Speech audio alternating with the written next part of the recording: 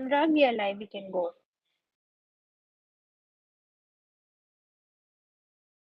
Rohit. Yeah, Rohit, we can get started. Perfect. Good evening, everyone, and thank you all for joining us today in the second session of Friday Forum 2.0. I'll quickly introduce the new call for applications that we have just launched for both AIC and ACIC program, and then I'll hand over the mic to Anurag to take the session forward. Atal Innovation Mission, a flagship initiative by Government of India, is mandated to create and promote a culture of innovation and entrepreneurship across the country. Since its inception, AIM has been developing new programs and policies for fostering innovation in different sectors of the economy. Two such programs, Atal Incubation Centers and Atal Community Innovation Centers, has been institutionalized by AIM, which will help foster innovation and entrepreneurship ecosystem of the country. Atal Innovation Mission has established business incubators called Atal Incubation Centers at academic institutions, research labs, and various corporates. These business incubators are institutions that are geared towards speeding up the growth and success of startups and early stage companies by providing physical and technological infrastructure, training, education, and access to key stakeholders, including investors, funds, networks, and linkages, mentoring, and advisory support.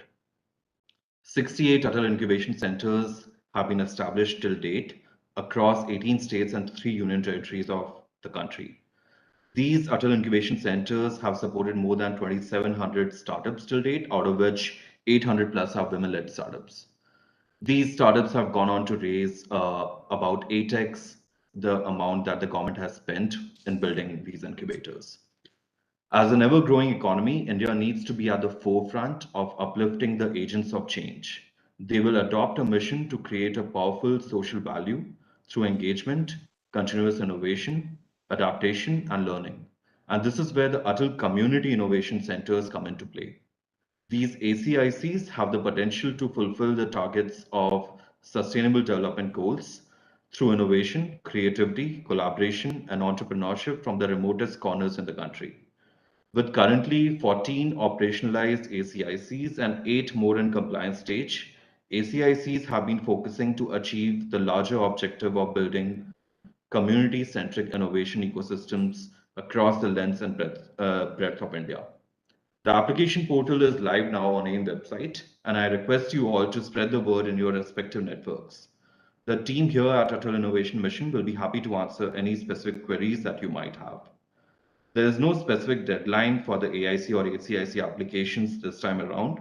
However, we'll be evaluating the applications on a rolling basis. The first pool of applications is expected somewhere in September, for which we'll give an advance notification on the website. Lastly, in this iteration, we are looking forward to receiving applications from sector-specific incubators, and one of the areas of interest is sports tech for us. And I would like to pass the stage to Anurag, who will introduce the AIM program. Over to you, Anurag. Thank you, Rohit. Thank you for the introduction. And I urge all the incubators in the country to, apply for this program and get the funding from the Atal Innovation Mission, Niti Aayog. Coming on to today, a very warm good evening to all once again, and a very warm welcome to all our viewers who have tuned in today. On behalf of the Atal Innovation Mission Niti Aayog team, I'd like to welcome you to join us today for this very exciting and important panel discussion, which is Innovations in Sports Tech. This panel discussion is a part of the AIM iLeap program, which comprises a 45-day sector-specific cohort designed to support startups in overcoming two major bottlenecks. First, the market access, and second, the investor access. The current Innovations in Sports Tech cohort is the 6th edition of the AIM iLeap program. In the past, we have conducted similar cohorts in 5 domains, namely fintech, cybersecurity, home-based healthcare innovations, fighting air pollution through innovation, and audio tech. In these 5 cohorts, a total of 45 startups got a chance to pitch to about 90 plus investors and enterprises. Till now, 70 plus connections have been made between the startups and the investors, and many of these conversations are in their final stages. To name a few success stories in the past, a cybersecurity company, Bugbase, comprising just of a couple of 20-year-old students, have raised about $5 million in pre-seed funding. Another startup in healthcare got a Series A funding of USD $2.5 million. In the current cohort of innovations in sports tech, the application forms are still open till 15th August. We urge all the startups in the sports tech to participate in this program in large numbers. We have chosen this theme this time for the cohort as we have observed that innovations in sports tech are on the rise, and it is a booming area. As the innovation ecosystem builder of the nation, Atal Innovation Mission's intention is to create a vibrant, innovative ecosystem by bringing together all the relevant stakeholders, such as sports tech startups, equipment manufacturers, private organizations, and the government. So without further ado, let me invite the panelists for today. We are extremely fortunate to have with us today the phenomenal Ms. Deepa Malik, President of the Paralympic Committee of India, silver medalist shot put 2016 Paralympic Games. Ms. Sushmita Jyotsi, Regional Director, Sports Authority of India. Ms. Roma Balwani, CEO and brand custodian of the Indian Deaf Cricket Association. Ms. Devika Malik, co-founder of Feeling Happiness Foundation. And lastly, we have Amitava Paul, Associate Dean of International Institute of Sports Management, who will also be the moderator for today's panel discussion. May I now request Amitavji to carry forward the panel discussion. Over to you. Thank you, Anurag. Thank you, Dr. Vaishnav, all the AIM people here. I'm personally very happy because what happens from the schools, whenever the edtech or fintech related idea comes, they get the boost. But when the sports related idea comes, majority of the time, पता नहीं sports पे क्या होगा, ये idea पे काम मत करो. This is a typical sentences are being told. I'm very happy that AIM is actually thinking to boost these kind of sports startups. And you have rightly said that the sports tech and the innovation are in rise. But Anurag, what happens before I set up the context, when we talk about the sports tech or sports innovation, whenever we discuss with people, people feel probably sports tech is esports. Probably sports tech is a kind of application where, athletes gets measured. It's not. Sports tech is beyond that. Whether you talk about sports science, whether you talk about the, athlete management, you talk about the biomechanics, each and everything has a direct relevance and the concurrence and the connection. I think a couple of weeks back, Neeraj Chopra was talking about the importance of sports science and the biomechanics. Okay, I'll give you one more example. Probably that will give some idea of how the sports science is being kind of evolved. Till today, if you have some speed test or kind of test, what happened? You actually go somewhere in the test center, you put certain wires, you do that kind of tests, right? But what happens? That is a test what you are doing in a simulated environment. You are actually not getting the actual data from the practice side. There was a research happened if micro sensor, which are wearable sensor, which are also washable sensors, can be put in the cloth. The research is successful, it's being piloted right now, and in future what will happen during the practice sessions, athletes are actually going to wear that kind of cloth with the wearable and washable sensor. What will happen, the data will be generated during the practice, is not a simulated environment, so the accuracy of the data will be more. What will happen with the accuracy of the data, the sports scientist and the other people will be able to give more insight. So this is sports tech. The aim is, why we have invited this panelist, because there is no point of having a panel discussion just to understand where we are. Honorable Prime Minister have a vision of Atmanirbhar Bharat. So the idea is from the panel discussion, we have invited from Paralympics, we have invited from cricket, we have invited from the government side who is implementing, we have invited Devika who is constantly working with the people with disability, so that we can see the different part, that where the sports science, where the sports tech is, also where the gaps are. When we talk about the gaps, that means that is probably going to be the food for thoughts of the people or the audience, because if any startup comes, the startup comes from some kind of solution, some kind of, there is a problem, somebody thinks about that solution. You never know, after this webinar, some kind of idea, some kind of gaps might be picked up by somebody. that might become a unicorn in future, that might be the global disruptor from the India. So that is the aim. To cut the story short, I'll introduce our four panelists. Okay, I'll start with Dr. Deepa ji. Dr. Deepa Malik is Padma Shri. She is Khel Ratna Awardee and Arjuna Awardee. She is also Niti Aayog's Women Transforming India Award in 2016. Deepaji is the current president, Paralympic Committee of India, and I was sharing with Deepaji how after she has taken over, how things are moving so smoothly. I personally know her. We have interacted a lot. Trust me, she's an epitome of knowledge and motivation. You know, whenever we, our college, our students, or the people, whenever we speak to her, we get enormous perspective towards life. And Deepaji, it's our privilege having you here today. Thank you. For me, it's almost like homecoming when I'm in a panel from Niti Aayog, and I think the think tank is there, and I feel very, very honored, privileged, and humbled, and a sense of gratitude that there is an institution which is thinking continuously to ensure that our new India is the most inclusive India. It's a thinking India. It is evolving India in the right direction. So I think it is very important to have these kind of thoughts, and I'm happy to be part of such a conversation today. Thank you, Deepaji. My next panelist is Devika Malik. Devika, fortunately or unfortunately, is the daughter of Deepaji. I know her again personally. I still remember the conversation that I used to have whenever she used to be in the campus.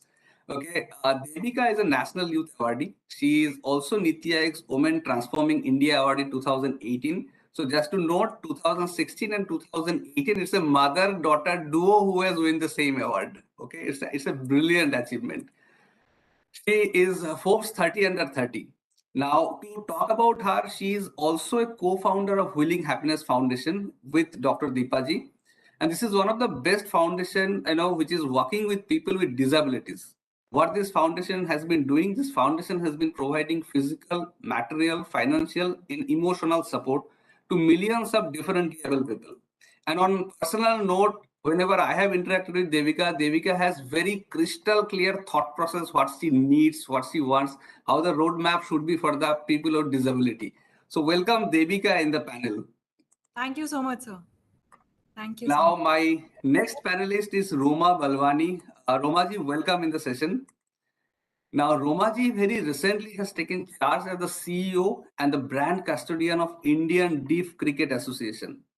Now, IDCA is a member of the newly formatted Differently Able Committee. Now, if you follow BCCI, you might be aware that Jai Shah has constructed and newly formed this committee. IDCA is part of it. Okay. If people don't know about Jai Shah is the secretary of BCCI currently. Now, Romaji will be creating a corporate structure and build IDCA as a brand, as the apex body for deaf cricket from India. She will also serve on the advisory board of IDCA. She was the president, brand and communication at Vedanta Group before taking charge of the IDCA. And she has also served as the executive vice president and chief communication officer of Mahindra Group. Romaji, welcome in the panel. I can't hear you. I think it's mute something. Sorry. Thank you very much for this introduction. I am really honored to be in a panel with such distinguished panelists who have been in the field of sport. My, connect with sport and especially deaf cricket is more emotional. 8 years back when I met Sumit Jain, who's the president of this apex body, he just connected with me and said that, can you sponsor a cup for us? I said, why is deaf cricket any different from regular cricket? So he said that, why don't you attend one of our sessions, one of our tournaments? And as I mentioned to you, that he was having it in a very scenic place called Dharamsala. And when I went there, it was such an eye-opener to see 5 nations participating and with such kind of professionalism that I would have sometimes not witnessed by regular cricketers as well. So I think this is something which emotionally connected me.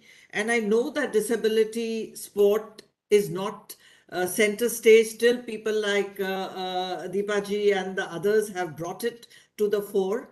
But deaf cricket has still not got its rightful place. So my job, as you rightly said, is to create that corporate structure and to create awareness. More than anything else, I need to create awareness for deaf cricket and make sure that they are mainstreamed into main cricket. Great, Romaji. We'll come back to you. I'll be introducing you our fourth panelist, Sushmita ji. Probably one of the toughest job, because when you are actually working in the government side, implementing in the large scale volume, quantity versus quality, I think that's something phenomenal. So I know Sushmita ji. Sushmita ji has been phenomenal in terms of maintaining the quality and quantity. She is presently working as a regional director in Sports Authority of India in West Zone.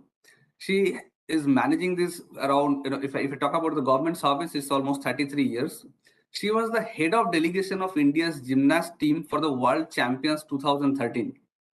She is a senior national medal winner in gymnastics herself. And I think that probably, last week we had a conversation. I know what kind of back end struggles she faces, but still she has been managing things phenomenally. And probably it's very easy for us to say that government ye nahi kar raha hai, government wo nahi kar raha hai, but trust me, government is actually doing a lot of things from the inside the system as well, and a lot of credit goes to people like her. Thank you, Sushmita ji, for joining us in the panel. Thank you very much, and I'm really honored to be one of the members in the panel. And I have observed a sea change in the awareness of the public and amongst the educated people, that everybody wants sports to be part of their life. So it is our achievement, and I think after this discussion, even my thought process will it will be changed, and it will be changed in many folds, and we will also think to improve upon in a more better way. Thank you very much. Great. So I'll go towards the actual questions. I'll go to Deepa ji. So for all the panelists, since we have 4 panelists and time is definitely a constraint, so we'll try to keep the answers very short so that we can go to the next panelist and get the right answers. So my first question to Deepa ji will be, I would like to have some of your experience, because you have been experiencing in India versus abroad. What kind of technology, or if you really feel that technology is changing the space where the Paralympics or the para athletes are working? Do you feel, is there a change or your experience? Yes, definitely knowledge acquiring process has begun, because with the vision of Honorable Prime Minister Modi ji, the new India is turning inclusive. There is equal focus on every type of disability sports. They are being respected as mainstream sports. Hence, now that we have understood and we have accepted that India has great potential when it comes to different types of sports, indigenous sports, and even disability sports. Now, if I compare, definitely we have to work a lot around the infrastructural technologies, because we have to make every sporting arena as inclusive. Now, when I say inclusive, there has to be braille signages, there has to be audio instructions when we are getting into a lift, getting out of a lift. That will definitely help our visually impaired athletes. So these are very basic tactile tiles, the correct ramps. So these are basic technological intervention in the infrastructure that we need. Maybe sensors in the bathrooms for the use of the taps, the flush systems, some kind of stair lifts. These are all part of technology. So all this is definitely, we are getting there, but we really have to move at a faster pace, because I can assure you para sports is growing leaps and bounds. As I'm talking to you today, we have given a gold to the medal tally through the games record performance of Sudhir, the para powerlifter. Bhavina Patel has already moved in table tennis into the finals. We are totally looking at another gold tomorrow. So and nobody can forget the historic 19 medals that have come from Tokyo. So another thing is, we need better prosthetics. We need better gadgets and assistive aids. and we need it to be manufactured at economical cost, because the types of wheelchair, every sport needs a different wheelchair, every sport needs a different assistive aid, different boards, different benches, different stands, and even these aids have to be made available with it. So like when we're talking about startups, so many people can start making them indigenously, so that it is cost effective, it is readily available, and every common person in the grassroots. Because right now we are talking about the elite pool when they get all the funding from the government aids, but to increase the lowest strata of the pyramid, we have to have these very affordable things which have to be there. So technology, and then technology to also be introduced in end-to-end accessibility in the public transportation. Metro is amazing, but what when you come out of the metro? We need more public transport, more economical transport and travel, various means of travel for athletes to reach from home to the playing ground. So these are some places where technology needs to be upgraded. Customizations have to be done as per the requirement. So they should be ready stops from where an athlete can call up. Okay, I am going to be transferring every day from my home, from my room to the playing ground. This is the mode of transportation. I need an accessible seat. I need a particular vehicle in which I can carry my throw frame, my toilet frame, my wheelchair, my sports gear. So these are definitely the requirements. Now we have to speed up the process. We know what is needed, and every Indian has to come together to at least, even if you think that it is not going to be feasible, that singularly a person becomes the vendor or the manufacturer, at least they can have in their regular factories, regular system, they can at least have one little station where they are giving these assistive aids, giving these facilities, the technological gadgets that are required by people in disability. So maybe a part of the workshop, the same regular workshop can have it to begin with, and that these are my thoughts around it.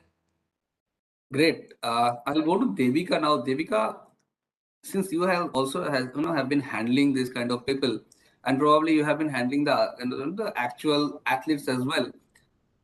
Do you really feel that the technology is helping the athletes? If yes, I would like to have few specific examples, where you have observed that yes, because of technological advancement, athletes are actually getting benefited. You may quote example of the Paralympics or para athletes or athletes without disability, whatever you are comfortable with. I think if you just look at the Paralympics itself, the recently concluded Paralympics, we have set world records, and the medalists in Paralympics in Tokyo. Three very immediate examples I can give you. Sumit Antil, for example. Yeah. It's very well known that he uses a prosthetic leg. So when his story came out after he won the medal, we came to know that he needs to use three different types of prosthetic legs. One is off practice, one is during practice, and one is during competition. And each one of those prosthetic legs would cost a really good amount of money. So because he got that support from the government and that technology was available, even if it is not accessible to everyday athletes, because of him being an elite athlete, that technology was available to him, and he could turn that into a medal winning performance. Similarly, Avni Lekhra, because of the lockdown, there were very different circumstances in how the athletes practiced and how they prepared for the Paralympics. So all of them were training at home because of the lockdowns. Both Bhavina and Avni Lekhra, they had assistance of robotic aids to practice, because Avni Lekhra was given a sensor driven kind of target to practice her shooting at home. Similarly, because Bhavina Patel could not practice with an opponent, she requested for a robotic arm from the government, and she was given that sanction PCI, Sports Authority of India, everybody was instrumental in ensuring that she got that particular technology. So she was practicing against a robotic arm, which actually gave her an advantage because she was able to practice so many more permutation combinations than an athlete, a human being, would have been able to practice against her. So these are just very three quick, simple examples, and you've seen all three of them. They have achieved wonders. Avni has set a world record, Sumit has set a world record, and Bhavina Patel became the first ever woman in TT to win a medal, and of course, second woman ever to win a Paralympic medal. Great. I think they become a fantastic example because, as Deepaji was talking, that if we actually make these things are available in the affordable price for the grassroots levels, so my funnel will be more. When I'll be having more funnel, that means more elite athletes and more medals for India. I'll go to Romaji. Romaji, from the deep cricket side, if I talk about intervention of the deep tech, where do you see the scope? Romaji, we can't hear you. Sorry. The first thing I'm seeing as a deterrent, or it could have been a solution for the deaf cricketers, is basically from the kind of background they come from. The training needs, the teaching aids that they require needs a lot of thinking through, and startups are somewhere where they can really innovate, because here it requires technology innovation as well as it requires social innovation. Because remember that these people come from a fabric of society where sometimes they are, not there in public face. They are not being accepted by society. So teaching aids for deaf cricket, because they are the talent, to nurture that talent, to sustain that talent, the pandemic has thrown up such issues for all of us, that these cricketers, one, they came from economic backgrounds that they were not being able to support their livelihoods. Second, they had to really practice, because they have to practice more on the ground, but they could not do that. So if we have such teaching aids which give them online facilities to learn, I think that will create a game changer for them. And in a simple format, that if you can do, the sign language. Now, sign language is also not very popular. And if sign language can be mainstreamed in a way that people can get the teaching aids in the right way, online courses can be developed. There are many foundations I'm talking to who are saying that they want to support us and they want to make sure that the mental health of these cricketers or their skills should be honed. I said, but you need, one is somebody who can dedicate this to have a different kind of teaching aid, have online teaching material which has to be developed. So I think there's a great opportunity for that sector of society and that sector of startups to really look at. So that's the beginning part that I would talk about. The second part is that bring that technology that mainstream cricket is utilizing now, and get them to give them that platform to leverage it. Now, there are many good technology available for mainstream cricket, but where is the opportunity for that to be adopted or adapted to deaf cricket? Great. Now I'll go to Sushmita ji. Now again, when whatever support or CSR fund we talk about, but end of the day, without government support or without having that kind of scale what Sports Authority of India has, we can't achieve much. Now, Sushmita ji, my question for you is how SAI is thinking and using tech for athlete development? Because unfortunately, we hear a lot of complaints that ye nahi hai, wo nahi hai. But when I interact with you, or probably I personally is privileged to talk with DG SAI also. So with DG sir's mission, there are massive changes happened in SAI. There are a lot of good works is happening. So I would like to know from you how you are implementing deep tech, or probably how you are thinking that deep tech can be implemented in near future. Thank For you. This athlete is a great development. question. This is a great question. And SAI is not thinking. SAI before it was NIS, National Institute of Sports, and then it was Sports Authority of India. So long back, sports department of Government of India thought about the implementation of science into sports. So education was there, but the word sports and the word science was there was a lot of distance between the sports and science. People, science knowing people were gradually engaged into this field, and then sports coaches were also engaged, but everybody was compartmentalized.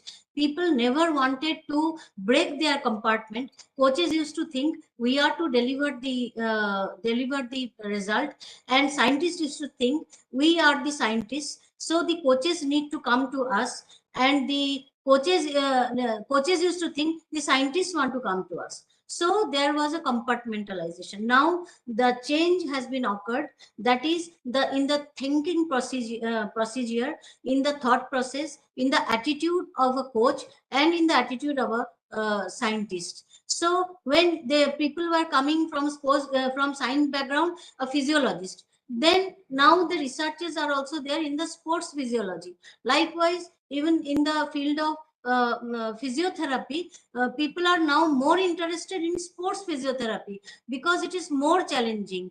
Bringing the person into the level of normal working condition is a general thing, and this is physiotherapy. And then bringing it to the sports physiotherapy, it is more challenging for a physiotherapist to bring him back to a normal life and then to make him a superhuman being. So it's more challenging. The scientists are able to understand that. Even nutritionists are also being engaged, and you will be surprised to know that the amount of fund we are getting now, it is for last 3 years more than 10 to 15 crores per year across India, only for sports science equipments. The fund has been allotted, and then equipment have been purchased. Before, the gap was there because the scientific equipments were purchased in for NIS Patiala, Bangalore, and Calcutta, the main in the main centers. But the channelized, it was not properly channelized, and the equipment we used to purchase, it was imported from foreign countries. The knowledge for sports persons, coaches, and the scientists were less, and the equipments used to come in a package, and that used to remain for 5 years,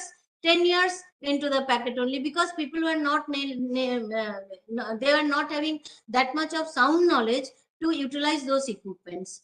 And the spare parts, after using, some people might be knowing it, some people might be implementing it, and the sports person using this was very less, and taking those equipments to the field was not also possible. So now there is a sea change with the help of our Prime Minister and our DG. The bureaucratic angle of looking has been totally changed. That is why this technological sports technology is been improved a lot, and now at the sports training center level also the money has been allotted. So there is a sea change. So government is spreading its awareness. At the same time, the difference between the thinking process of a coach and the thinking process of a sports science has been changed totally. Nutritionist, sports scientists, and the physiologists, physiotherapists, doctors, even they are coming to the field to attend the morning activity and evening activity, so to see how they are actually performing.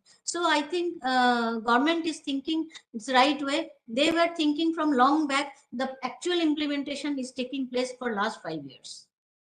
Great, Sushmita ji. Now, since we are talking about government and all, I will go to Deepa ji. Now, Deepa ji, you have been experiencing the support and the facilities in India. Similarly, you have been experiencing the support and facilities in the abroad also.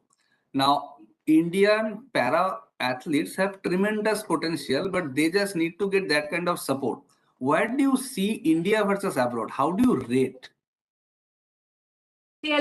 Before I say anything else on this topic, if you're asking me for a comparison, when I won my medal, or in Tokyo when our athletes won a medal, we would initially say gold, and then we'll say, then it became, and here the phone rings, an honorable Prime Minister would ring, and everybody else was like, what's happening? We would all sit around that one number that we have shared on which Honorable Prime Minister sir would call, and everybody would wonder, what does Indian team do?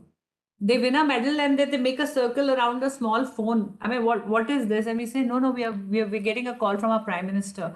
And they say, what? Your Prime Minister has time to call you when you win a medal right at that moment, whether it is daytime, whether it is nighttime, whatever be the time in India, the call would still come. And they say, no, it must be a pre-recorded message. And literally, they couldn't believe it that this is happening. And then the cash rewards. Trust you me, Amitwa, the maximum cash rewards, whether it's a national medal, whether it's a sub-junior medal, whether it is a Commonwealth, Asian Games, or a Paralympic medal, the kind of reward, the job opportunity, the kind of security along with pensions. Now, as per the policy, which is so inclusive, it is identical for a para athlete or as much as a regular athlete. They are shocked when they convert that kind of money into their dollars or pounds or euros. They are totally shaken up. They say, my God, that kind of incentives, even we want to play for India. So we have understood the incentives are there, but we are young in our thought process. You just heard ma'am say that it has just been in the last 5 years, things have really taken a serious turn. And we are a very thickly populated country. We are geographically a very diverse and a very huge country. We have different backgrounds. We have 80% of our country living in rural areas. The mindsets have to change and they are fast changing. The Haryana model of sports has totally changed. And alongside, you have added Beti Bachao, Beti Padhao, Beti Khilao, Khelega to Khilega. So these are the facts which have now changed the mindsets. And India, with Fit India, celebrating yoga, celebrating indigenous sports, Hum Fit to India Fit, it has become a Jan Andolan. It is no longer only sports ministry, only the athletes who play.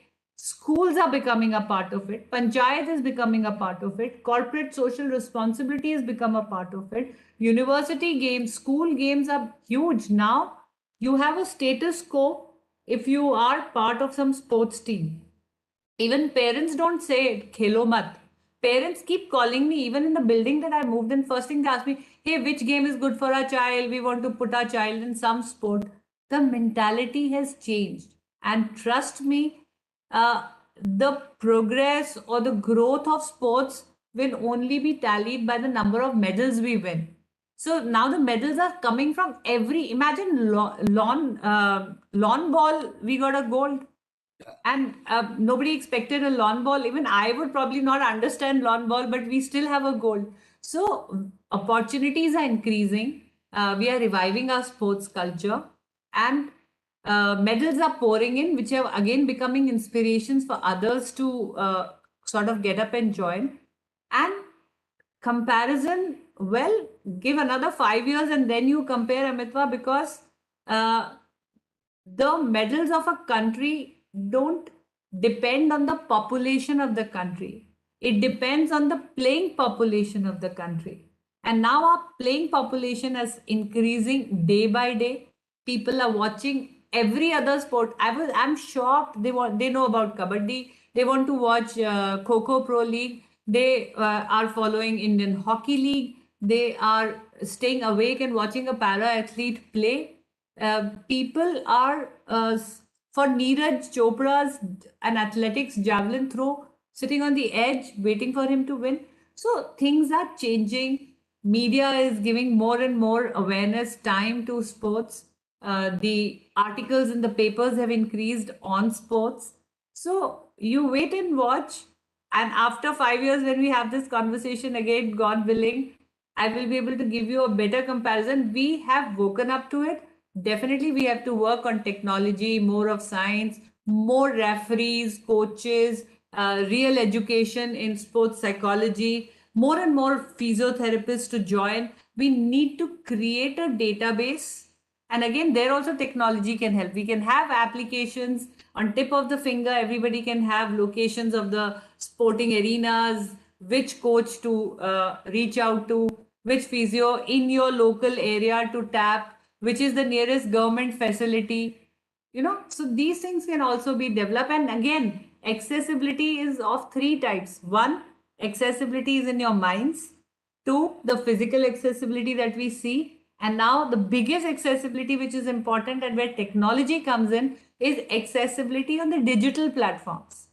There has to be a conversion in sign language. There has to be a conversion in audio language. There has to be softwares implemented in every website so that a person in visual disability or limited mobility can also access through other technological assistive aids, or like the speaker system or things like that. So this is what my statement here is. No, I think brilliant thought, Deepaji. If the audience are listening, some tech inventor probably might think about this, and probably in 2 years down the line or 5 years down the line, we might see a website which because right now there is a auto translate happens, but unfortunately it only happens in the regional language or some international language. But with the sign language or the Braille, I think we can think of, and that will be a phenomenal game changer for these kind of people also. I think great thought. I'll come to Devika. Devika, since you have been handling the people with disabilities, and if I really want to see that technology can be a game changer, what might be your thought process? That probably, since you might be thinking, oh, ये होता तो और अच्छा होता, ये होता तो और अच्छा होता, right? If I want to see top 3 priorities, that okay, ये 3 होता, probably these 3 might be the lowest hanging fruit also, and somebody might be picking up these ideas, and this might be a game changer for them. What will be those 3?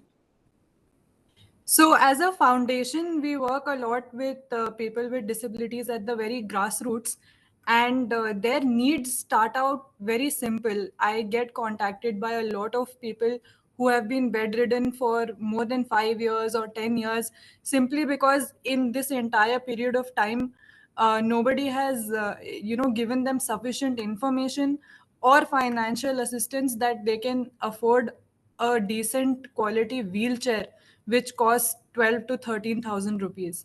So when we provide that to them, that starts a journey for them where they go out and they explore the world, the physical world outside for the first time in 5-10 years.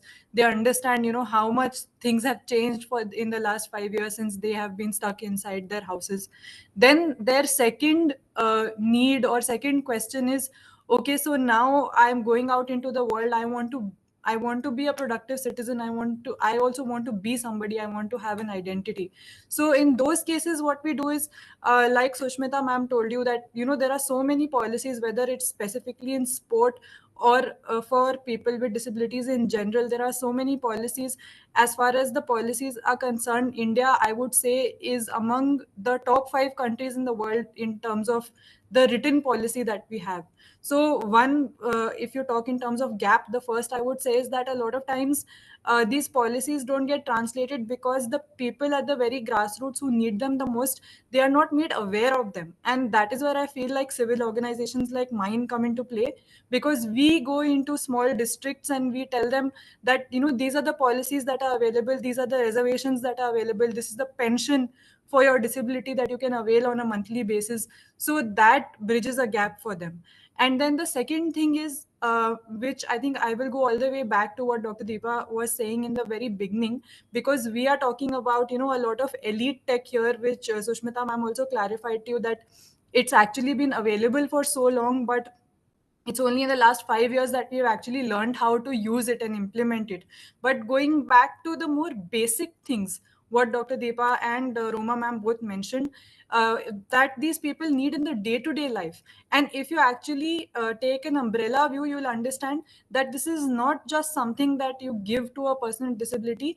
It also plays a huge role in the life of a sports person. Because on the one hand, if we are saying that we are giving, the latest prosthetic or the latest type of wheelchair to an athlete, that is useful once that athlete reaches that stadium of play.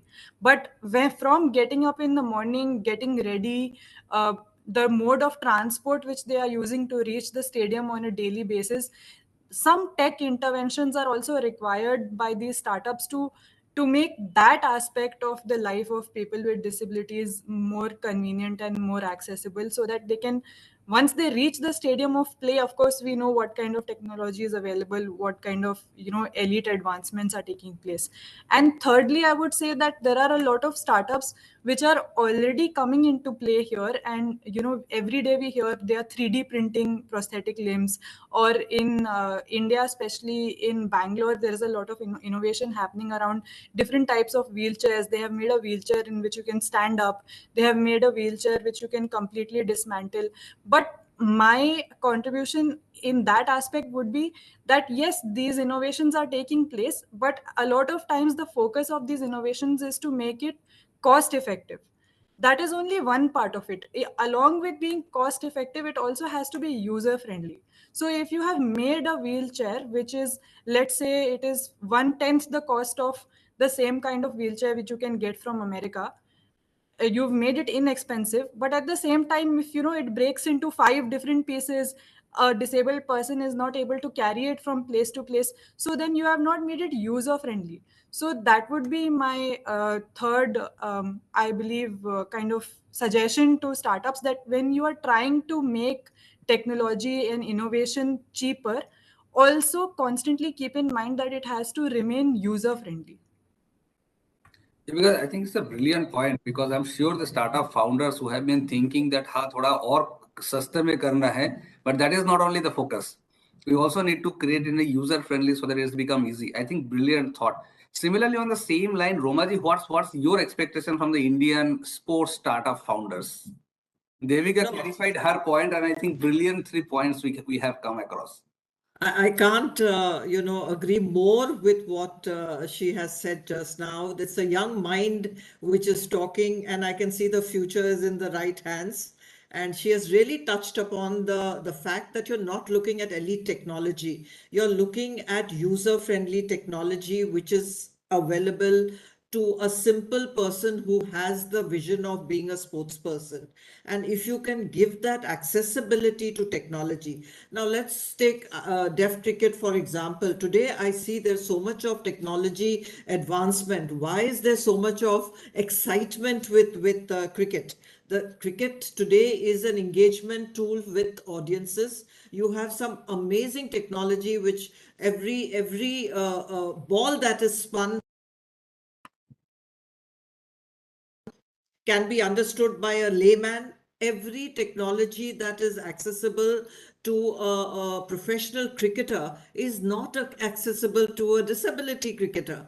And he or she must also have that opportunity to excel and get this, likes Deepaji said, it should be affordable technology. If it is not affordable technology for them, where do you think disability sport or disability deaf cricket is going to look at and mainstream themselves? I've seen Rahul Dravid's foundation is doing some good job, and they are looking at training and giving them an holistic approach. But how many people can access that? We are talking gully cricket to state cricket to national cricket to international cricket for deaf cricket. So you're seeing the journey that they have to really traverse. Great, Romaji. Sushmita ji, you touched upon one of the points that probably the machines are available, but there was a lack of skilled manpower. That is one of the aspect what we could learn from you. But when you were implementing in large scale, so there is a need and there is an availability. So what kind of implementation challenge you face? Okay. Again, very good question, Amitabh ji. I would like to tell you that there is a sea change in the thought of government regarding sports. First of all, the NIS, National Institute of Sports, used to make coaches since 1961. But now what happened? The inputs in the course has been changed. This time, you will not believe, more than 3,000 applicants appeared, submitted their applications. More than 5,000 applicants appeared. More than 3,000 applicants were selected. And every day, 10 examiners, 10 means 10 boards examiners, daily 30 candidates were examined in different disciplines. And we are very glad to inform that the engineers, from civil engineer, especially the mechanical engineers, they and architect engineers, they have applied for undergoing the this coaching course, which is a very tough course. May not be like military training, but half the military training kind of training is being given to the NIS coaches to train a coach. But since the 3 times heterogeneous group of people used to take part in the coaches training, so the implementation of knowledge was very less. Like a person who is at the international level, the 12th class pass can appear into that course. The graduate person with a national medal or a participation in the nationals, and a master's degree with a state level participation, three category people were able to take part in coaching. But the way the awareness of sports has been increased, the importance of coach has been increased. So this at the basic level, the coaches training course have been improved like anything. It is improving leaps and bounds. So that's regarding the skill manpower, we have found that only the coaches can become the skilled manpower to implement the technology to the grassroots level. And this like recruitment of scientists, sports scientists at the ground level is really not possible because of the amount of fund, because of amount of salary we have to pay. So what we do, we face lot of challenges. First challenge is the attitudinal challenge that we are gradually improved, and it has been improved to a manifold. And what we do, like in this regional center, we have scientists appointed here. So we have coaches posted in and around Maharashtra, Goa, Dadra Nagar Haveli, Daman Diu. So we have made some we call 5-6 coaches. Then we call them here. We have a plan to call them here, and we call them, and we give inputs about our coaches, about to our coaches from our scientists, that without equipment, without any technology, how you can give input or implement the sports science into the grassroots level. For example, pulse rate counting, we know everything, but we were not implementing those things. So and then the minimum execution of cold therapy, that can be used at the grassroots level. So our physiotherapists, and bandage, how to do a bandage. So these are the basic level of implementation which only can coach do. So they are the skilled manpower which can who can take the knowledge from the scientists and administrators, and they are the persons to segregate it, to implement at the grassroots level in a mass scale. So they are the skilled manpower. And attitude, the coaches were not having this much of attitude to implement science, even if they were undergoing some scientific, knowing the scientific knowledge, but they are not ready to implement it. एक गत था जो हम गांव में सीख कर आए थे, वो ही हमको इम्प्लीमेंट करना था. So there is a change. अब न्यूट्रिशन के बारे में जब हम इनको बताते हैं कि खाना ऐसा है, रेसलर्स हैड अ आइडिया कि हम अगर घी खाएंगे और अगर हम बादाम खाएंगे तो हमको बहुत अच्छा परफॉर्मेंस आएगा. Then there is a change. हम pre training meal we provide them. After training, immediately after training, we give them a meal. Then electoral water we give. Our combination of nutritionist and a chef is there. So the coaches from ground level, at the basic level, they come, they got the knowledge. So these much small implementations can be worked out, which can be beneficial to us. So it has been implemented. So at the base level, the resentment of the players now who are coming, they are able to follow what we are telling. So I think this way we are matching our demands. Sushmita ji, great input. We will have a last quick 4 questions because we are almost finishing 1 hour. Deepaji, the way I asked Devika her 3 pointers, similarly, one of the custom built car you received from Anand Mahindra. Okay, now that is one of the scope that probably, it happened. But I'm sure since you are using it, or probably, you might have felt a lot of other needs also, that this kind of customization, I'm not talking about restricting my thought or your thought only in the car space, but it might be anything from the daily uses. Oh, probably ऐसा अगर होता, इस type की चीजें अगर available होती, तो हमारे जो पैरा ओलंपिक्स है या पैरा एथलीट्स है उनके लिए बहुत बेहतर होता, और पीपल विद डिसेबिलिटीज के लिए बहुत बेहतर होता. You may code 3 or 5 such needs. I'm sure this food for thought can be picked up by either Anand Mahindra or somebody else.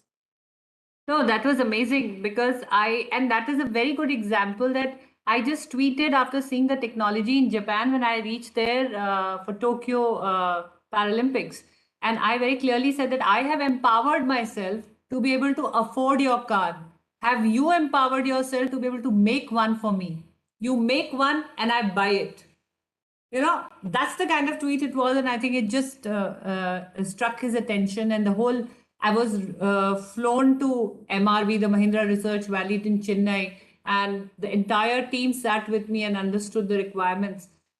Why can't we have such interactive sessions? Why can't we pick up role models from different disability sectors? And like I said, Mahindra ji did not have to make a separate plant or create a separate factory. It was just the same factory, same thing. They just tweaked a thing or two. They made an effort to learn a thing or two. So we just need to have that additional sensitization in everything, whether it is furniture making, whether it is the height of the bed. Why can't we have a universal furniture orders in community places, hostels, where more and more hotels? Why can't there be a standardization? Even if you want to make beauty aesthetics, but to make it more and more accessible, why can't the architecture and all the apps around architecture be made in a way that whenever they design or whenever they make a model, it has to be an accessible model. There has to be a software which clearly indicates or beeps that no, this area that you have designed is not good enough for the turning radius of a wheelchair, or it will not be the right kind of width for two wheelchairs to pass. And why just wheelchair? Let us talk other disabilities also. Visual impairment, we have other things like hearing impairment. So make it more and more conducive for people to use. And trust you me, these are very minor changes, very minor changes. You just have to be mindful of that. The height of the knobs, the door knobs, the height of the taps, the height of the plug points, the placement of the plug points in a way that a visually impaired person enters a room and just puts a very reachable area in the design. I mean, these are not very difficult things to happen. And when you say other technologies, you know, the thing is endless. For example, when we have people suffering with polio, their one leg is fine and the other is not. So even in manufacturing of the footwear, even in the manufacturing of the tracks, because today I'm very proud of my athlete. My power lifters are there in Commonwealth Games. Just take the today's thing. Their upper body is huge because that works, but the lower body is affected with the. So when I went for the kit collection, I was very happy that they accommodated. I said, I want the upper of 3XL, but the lower has to be just a medium. And they said, madam ये तो बड़ा funny है, ऐसे तो कोई manufacture नहीं करता, हमारे 2 सेट खराब हो जाएंगे. So someone has to make that effort to custom make these kind of clothing. And footwear, I have suffered my share of disability. My daughter again has suffered with her share of disability. लोगों ने ये कहा माँ की बीमारी बेटी को लग गई, माँ पैरालाइज्ड है, बेटी लेफ्ट साइड पैरालाइज्ड है. And I am very happy कि माँ की बीमारी बेटी को लगी. वैसे तो she is a accident case, I am a neurological tumour case. But other way symbolically I say I'm happy ki bimari lagi because we are working in the field of disability. We are making a difference. We are giving back to our country. We have found a purpose in our life, and we are creating awareness around these subjects. So I think every manufacturing, and at the same time, since it is Niti Aayog, I will make an appeal, a very strong appeal, that they have to revise the commodities, the assistive aids, these startups, give them more incentives by cutting down on taxes, by taking away import duties. Because initially when we begin, we had to start getting technology from outside. Now, if I'm buying a carbon fiber wheelchair where the one that I use, 60,000 is just a duty. So these are the places where we can make a difference. And I think the way they have revised, the aviation ministry has recently released a memorandum as to how a person with disability will be treated at the airport, what are the facilities will be available there, how they will not be denied to board in case there is a doubt, a medical person will be there to certify. Similarly, we have to sit down and revise where all we can cut down on taxes and create incentives for more and more such manufacturing units to come forward and become a part of this journey. Great, Deepaji. I'll be very happy to see the food for thoughts or the points that you have shared, right? Some food for thoughts, some startup founders should be picking up. Or if luck permits, that probably all the things might be picked up by the startup founders. And the point about the tax that you have shared, I'm sure my government might be watching and something can happen. We can definitely expect some positive steps from this Niti Aayog and Government of India. Thank you. Devika, my question to you, since you are raising funds from the CSR of the different companies, genuinely I want to ask that how open they are when an organization goes to raise fund which is exclusively working for the para athletes. Because unfortunately, even the companies put CSR. There are companies, so all the companies are not lucky to have people like Romaji who understand the CSR. Romaji will agree that there are a lot of companies who take CSR as their marketing activities, right? They put tablets in a school and get a marketing, oh, I have done this, so my company name is getting published. So no offense, but how do you see how open they are? Or what will be your expectation in terms of the CSR funding from the companies? So firstly, I'll just say that para athletes or sports is in general is just one aspect of what we focus as a foundation. Our main intention is to basically reinculcate a person with disability into society, and that can be in many different ways, and sports is one of them. So when you talk about CSR, the first and foremost, I would say the positive thing is that even if you think about sports, the positive thing is that they have expanded their horizons beyond being a one sport country or focusing on just one sport. And now most of the companies are very happy to invest their CSR across different sectors, and even in sports across different sports. But I think I will take your question in a flipped manner. Rather than saying are they happy to give me CSR, how we usually approach it is that you first go and look at what is the CSR policy of the company that you are approaching. What are their key focuses, because everybody has a KRA, everybody has an audit at the end of the year, and every year every company will slightly change where they are investing their 2%. So you go onto their website, everybody has their CSR policy very and I think this is something that startups can also maybe use in the way they approach organizations. Organizations have a very clear statement of their vision of what they are looking at for the next 1 year, and whether they want to focus their CSR into certain particular geographical regions, whether they want to focus their CSR onto the sustainable development goals. Everybody makes these kind of bucket list for where they want to invest their CSR.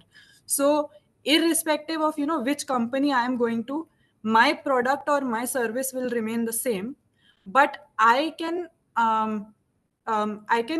picture it in a way, or I can present it in a way that it aligns with your goals. So if I work for people with disabilities and I go to an organization which is doing CSR for sustainable development goals. So I go to them and I say that by the work that I am doing, see, sustainable development goal number 10 also gets fulfilled, sustainable goal number 3 also gets fulfilled, and sustainable goal number 5 also gets fulfilled. So it becomes an incentive for them to then invest their CSR in me, because their goals are also getting achieved. I think that is how we have to approach it when we talk about CSR. We have to see the synergy between the service provider and the company which is giving the CSR, so that both of their goals and both of their year-end kind of mandates are met together. Valid point, Devika. My last question, very, very quick answer I would expect from Romaji before I hand over to Anisha. From the CSR point of view, since you understand CSR a bit, and so apart from supporting athletes, where do you see the scope of CSR? It might be supporting the startups, it might be supporting other things also. What are the aspects you feel that CSR really can bring some changes? So this is part of the 2% which the ministry has declared. And if they see it in that context and exactly the way it was mentioned that it's part of your SDG goals, then you can see a way it can segue. But disability sport is not getting that kind of recognition because it is subsumed by just disability and how do you address disability, because sport then comes as the second layer to it. And what people have to realize, the CSR funds, the basic premise is to look at deploying it for the betterment of the society, and those initiatives that are really created through sports as well, because sports is one enabler that creates harmony amongst communities despite caste and creed. So for your social license to operate, if you leverage sports and disability sport at that, because regular sports you can't support, but disability sport you can truly support with good infrastructure, with training for them, that's all mandated in the 2%. Why cannot your mindset shift? The mindset today has to shift on CSR funding and where all it can be leveraged, because one thing about sport, it's a great enabler for society. It creates so much of goodwill for society. And when you do it for somebody who's disabled and mainstreaming that person, the sense of pride that comes into the community is far immense. The ROI can never be measured. That what you can do for a disabled person who has the talent and can leverage it for any sport. Forget deaf cricket, for any sport. So I think CSR funds can be really leveraged very well.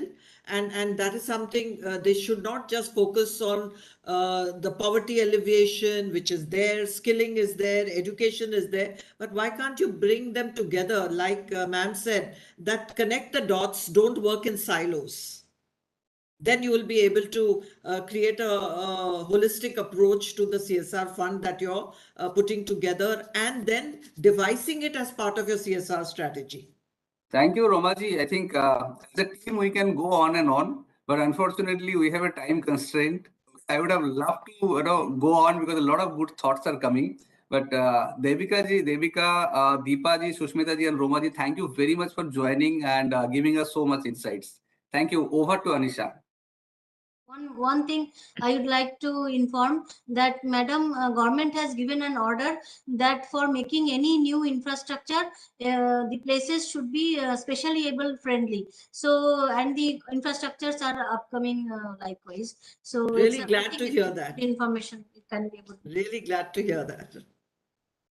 Thank you so much, everybody, for joining us today. I think it was a very fruitful discussion, and everybody who's here and everybody who's watching us would have learned a lot. And I would thank you, Mr. Amitabh, for moderating so well. And thank you, our panelists, for joining us and for enriching us with your experience and with so much information that was required.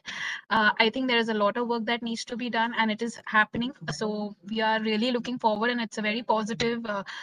It's a positive end to this beautiful discussion, and I would like to thank everybody. Thank you, everyone, for joining us, and thank you for watching this panel discussion. I would just like to reiterate one last thing, that the AIM iLeap applications for innovation in sports tech are open till 15th August. Request everyone to please apply for them. Thank you so much. Thank you, everybody, for joining us, and we would like to take your leave now. Thank you. Thank you. Thank you. Thank you very much. Happy Independence Day to all. Advance. Azadi ka Amrit Mahotsav. Yes. Yeah. Please fly the tricolor in your home. Absolutely. Thank you. Thank you. Bye.